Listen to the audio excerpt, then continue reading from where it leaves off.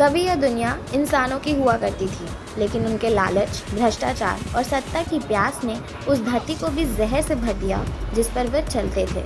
उनके अहंकार के बोझ तले शहर ढह गए और जब वे खुद को बनाए रखने में असमर्थ हो गए तो वे आपस में ऐसे युद्ध में उलझ गए जिन्होंने धरती को जख्मी कर दिया। यह उनके सबसे कमज़ोर क्षणों में से था कि भूली हुई जातियाँ अंधेरों में से निकली। पिशाच, राक्षस, परियां और बौने, ऐसे प्राणी जिन्हें कभी मात्र मिथक माना जाता था, रोशनी में आए और दुनिया पर अपना दावा कर दिया।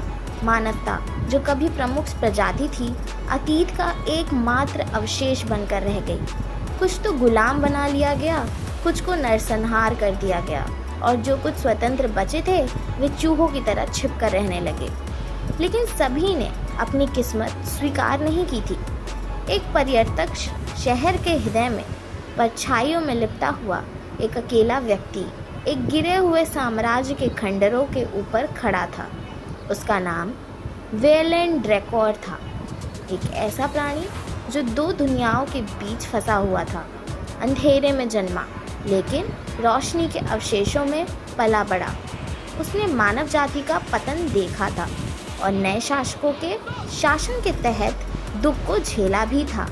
वह ना तो इंसान था और ना ही पूरी तरह से राक्षस, बल्कि कुछ और ही था। उसके दत्तक परिवार का कत्ल कर दिया गया। उनका खून उसी ज़मीन पर बह गया था जिस पर वह चलता था।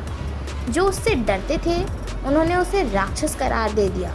रोशनी और अंधेरे दोनों के शासकों द्वारा शिकार किया गया। उसके पास केवल एक ही उद्देश्य बचा था, बदला।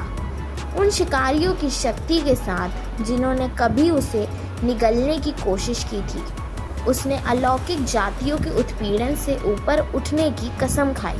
अब उसका शिकार नहीं किया जाएगा, वह शिकारी बनेगा और उसका पहला कदम अपने दुश्मन को समझना था। छिपकर उसने शासक प्रजातियों के क्षेत्रों में अपनी यात्रा शुरू की, उनके बल और कमजोरियों को उजागर करने के लिए दृढ़ संकल्पित, उनके अटूट घड़ों में दरारें खोजने के लिए।